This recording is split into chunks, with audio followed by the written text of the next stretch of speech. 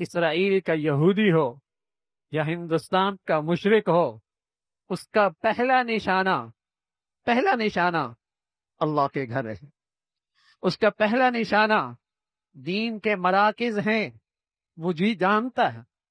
اور خوب اچھی طرح جانتا ہے کہ یہی وہ مراکز ہیں جو ایک طرف فریضہ جہاد اور مسلمانوں میں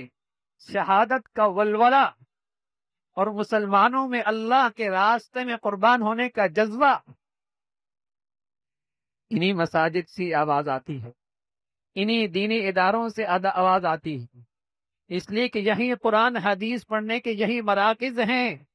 وہ خوب جانتا ہے۔ اور دوسری طرف وہ یہ بھی جانتا ہے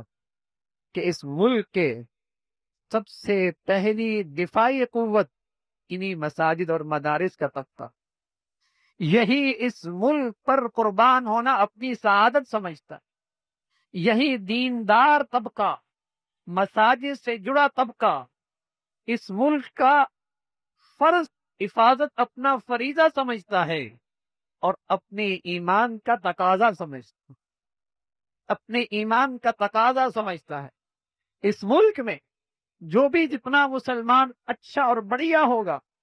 اسے اپنے ملک سے اتنی محبت، وہ اپنے ملک کا اتنا وفادار ہوگا،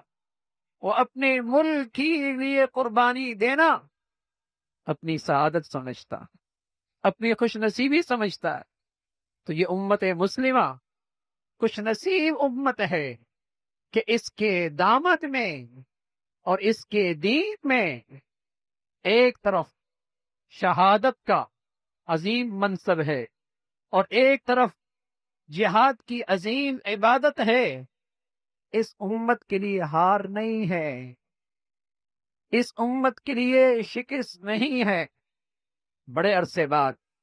یہودی اور مشرک مل کر مسلمانوں کے مقابلے میں آئے۔ آپ کے ملک کے ساتھ اس وقت جو جارحیت ہے وہ ہندوستان کے مشرک بھی ہے اور دوسری طرف اسرائیل کا یہودی بھی اس میں شامل۔ بڑے عرصے کے بعد یہودی اور مشرک دونوں مل کر اس ملک کی جارحیت کے خلاف اکٹھے ہیں،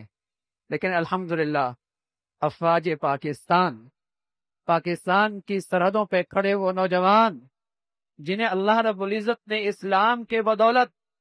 شہادت کا جذبہ دیا ہے، جنہیں اللہ رب العزت نے جہاد کی عظمت عطا فرمائی ہے،